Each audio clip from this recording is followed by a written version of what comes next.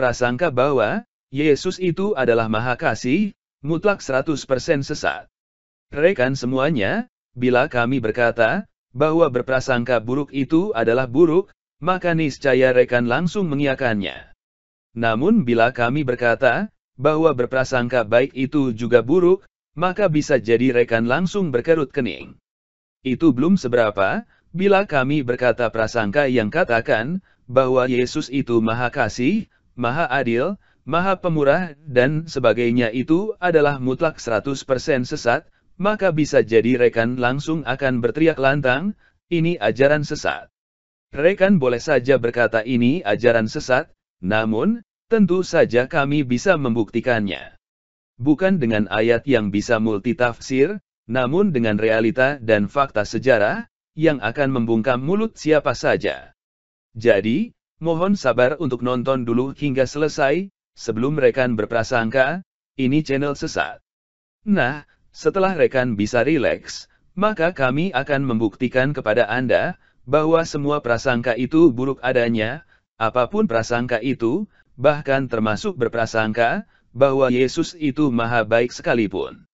Untuk menyingkat waktu, kita mulai saja. Bismillah.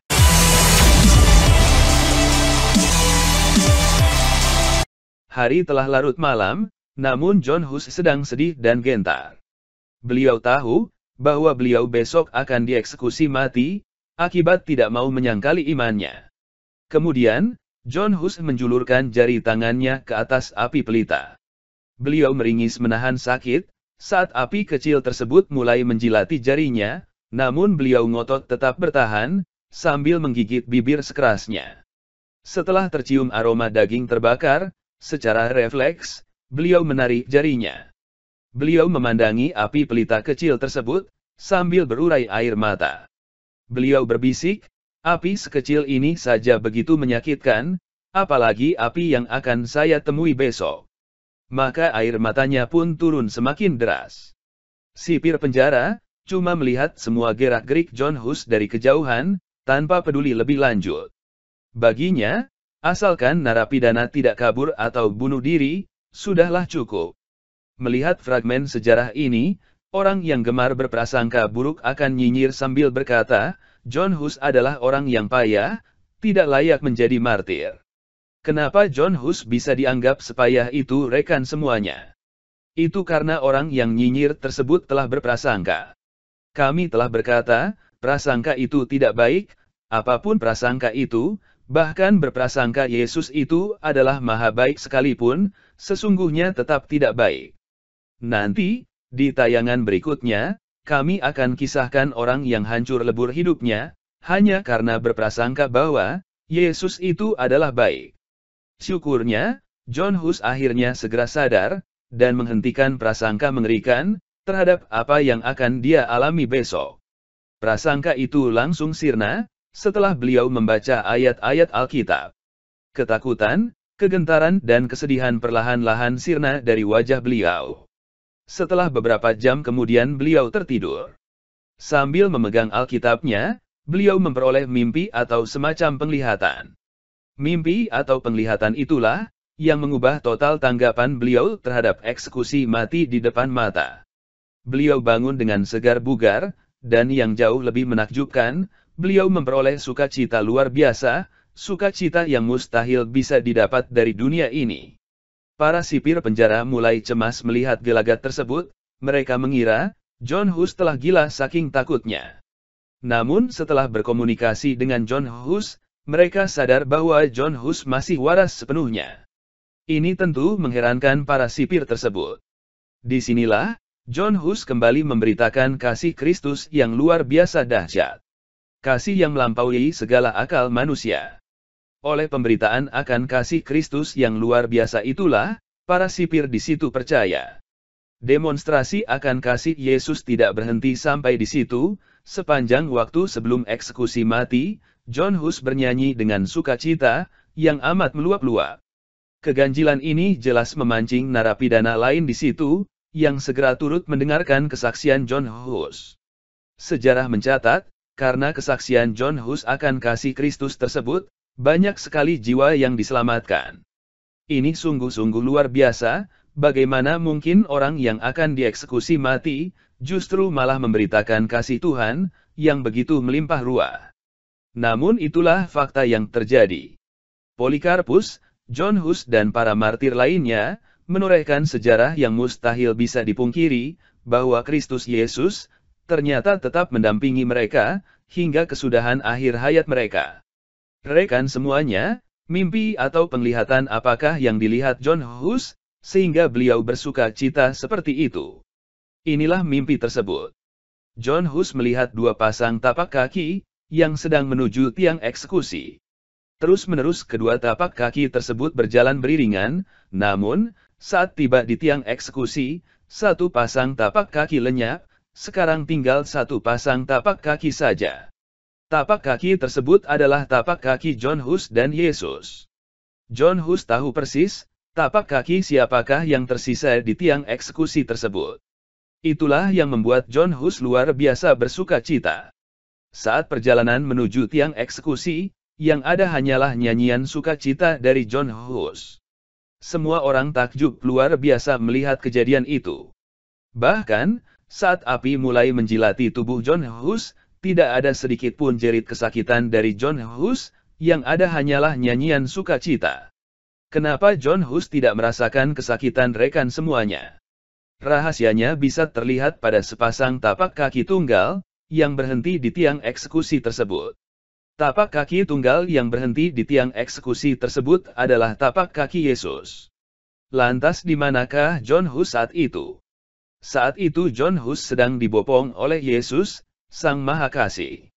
Bagaimana caranya John Hus bisa merasakan kesakitan, padahal saat itu beliau sedang dibopong oleh Sang Maha Kasih?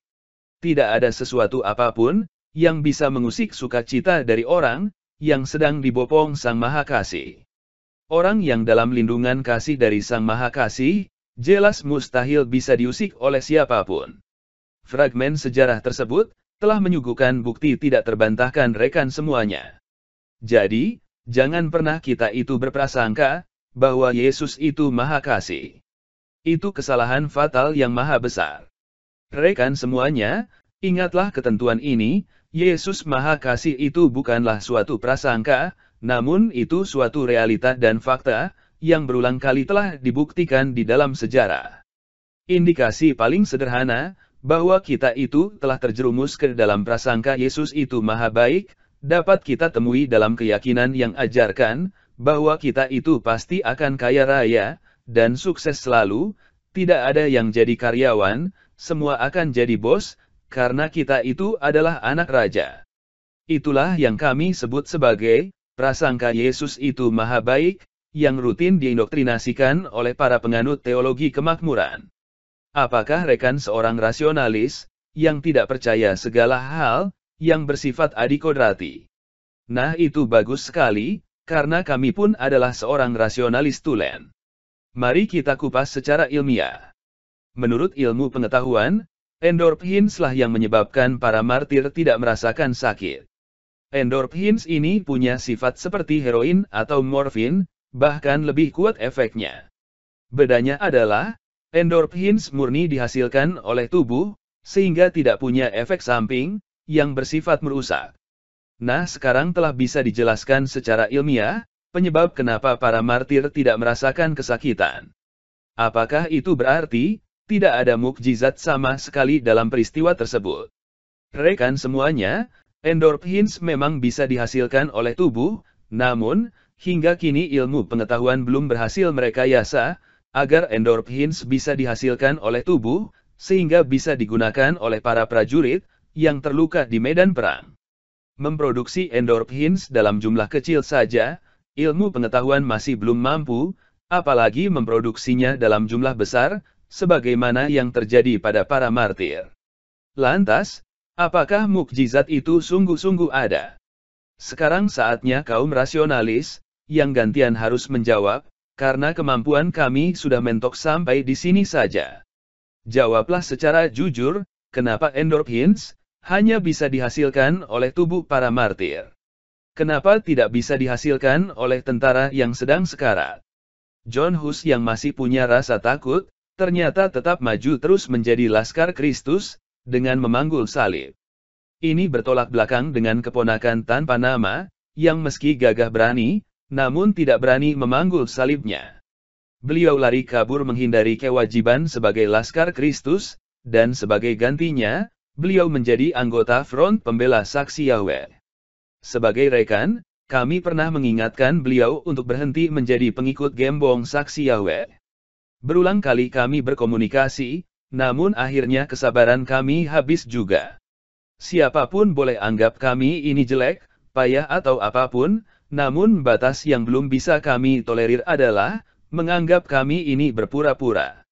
Keponakan tersebut anggap kami ini pura-pura menasehati beliau dengan tujuan terselubung, yakni untuk menjerumuskan beliau ke iman yang lain. Itulah batas, di mana kami mustahil bisa berkata-kata lebih lanjut. Kecurigaan beliau menjadi jurang pemisah yang mustahil mampu kami lampaui. Namun ada juga yang anggap kami ini pura-pura membuat channel ini dengan niat terselubung untuk mencari imbalan semata. Sehingga beliau harus perlu repot-repot menasehati kami agar mengganti tema channel ini ke tema yang jauh lebih komersial saja. Rekan semuanya, orang boleh menganggap kami ini bodoh, sehingga saking bodohnya, sampai tidak bisa membedakan mana channel komersial dan bukan. Tidak hanya itu, channel ini selain temanya seperti ini, juga termasuk dalam jenis edukasi, jadi bukan sekedar non-komersial semata saja, namun non-komersial yang paling kering kerontang. Mohon rekan mengerti, tidak semua tema seperti ini berjenis edukasi. Jadi, kalau ada yang anggap kami ini, bukan lagi sekedar bodoh, namun juga gila, tetap masih kami anggap wajar. Namun, kalau sampai anggap, kami ini punya niat terselubung, alias punya niat tersembunyi, diam-diam ingin mencari donasi atau yang lainnya, maka kami anggap ini sudah melewati batas. Sebab, semua yang kami lakukan adalah secara terang-terangan. Kami pernah membuat tayangan, yang kisahkan kesulitan akibat pencekalan, sambil bertanya, adakah dari sekitar 21.000 subscribers kami, yang ingin membantu kami dengan donasi? Bila karena tayangan tersebut terus kemudian kami dilecehkan, maka kami terima resikonya. Sudah berani membuat tayangan, tentulah kami harus berani menanggung akibatnya. Namun jangan pernah kami dikata-katai, bahwa kami diam-diam berharap imbalan kecil, imbalan yang tak berarti. Ini jelas tidak benar, sebab kami melakukannya secara terang-terangan, bukan secara diam-diam. Andai ada yang anggap, imbalan yang kami harap tersebut terlalu kecil, sehingga menghancurkan harkat martabat kami sendiri, juga masih kami terima. Sebab, bisa saja ada yang anggap, gaji seorang guru, atau pendeta kecil di dusun itu, terlalu remeh-temeh tidak berarti.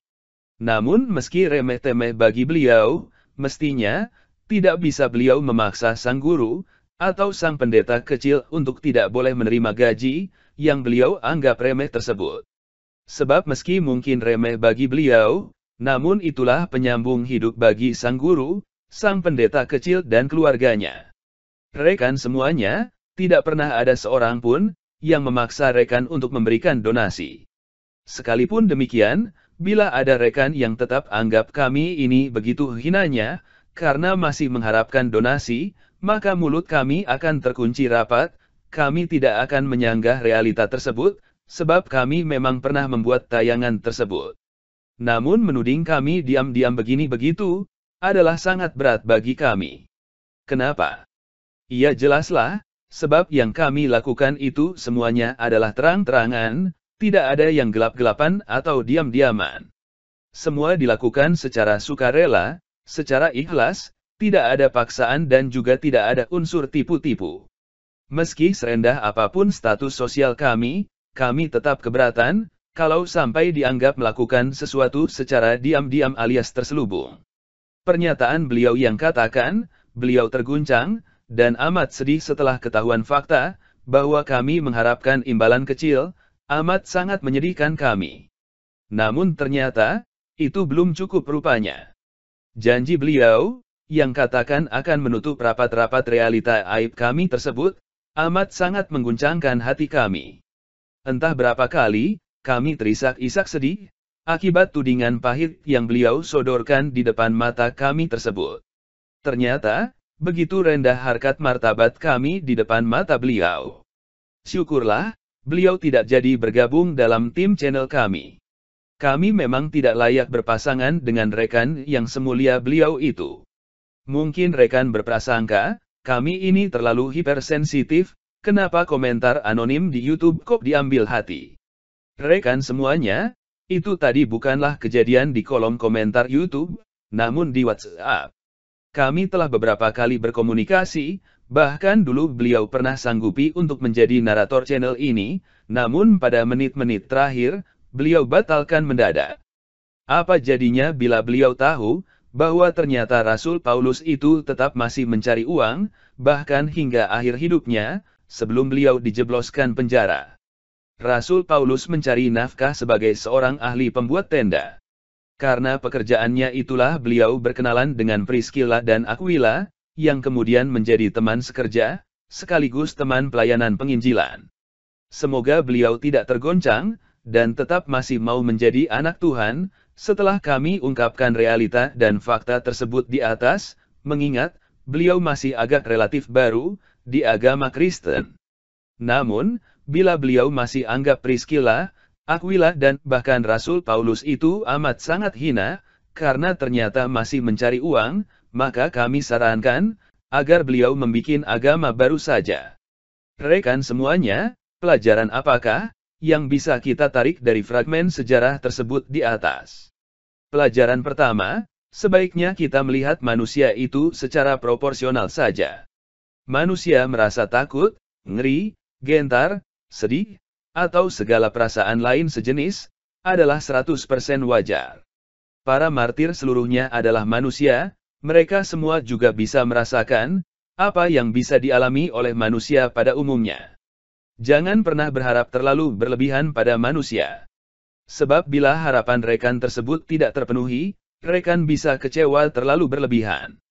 Nampaknya, ekspektasi atau prasangka positif, yang terlalu berlebihan inilah yang menghinggapi beliau. Padahal, kami tidak pernah meninggikan diri kepada beliau. Kami masih terus-menerus ngotot menjelaskan, bahwa kami ini seorang awam biasa, saat beliau tidak percaya akan hal tersebut.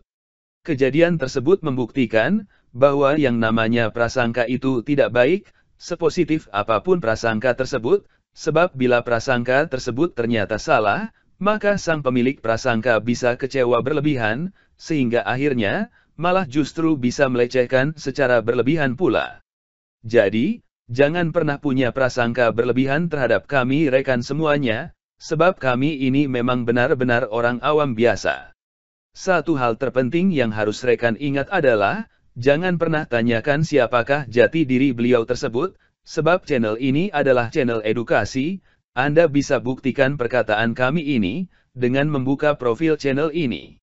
Jadi, semua maksud isi tayangan di channel edukasi ini, adalah untuk pembelajaran semata, tidak boleh lebih dari itu. Lagi pula kita harus ingat, bahwa siapapun bisa keliru, bahkan Rasul paling sukses itu justru adalah Rasul, yang dulunya paling membenci Yesus Kristus. Mohon rekan camkan itu. Pelajaran kedua. Ternyata semua perasaan negatif, yang menghinggapi semua martir, akhirnya bisa sirna sehingga para martir bisa tampil begitu heroik, adalah bukan karena kehebatan para martir tersebut. Ternyata semua itu, semata-mata hanyalah karena anugerah, dari Sang Maha Kasih. Karena sifatnya hanyalah sekedar anugerah, alias pemberian semata, maka tidak bisa kita mengharap, semua orang yang gugur karena imannya, harus mengalami mukjizat, yang persis sama seperti kasus John Hus. Pelajaran ketiga. Meski para martir itu masih mempunyai rasa takut dan gentar, namun mereka tetap maju terus. Dan karena tekad mereka itulah, Sang Maha Kasih melakukan intervensi, yakni mengubah makhluk yang super lemah tersebut, menjadi seolah-olah super heroik.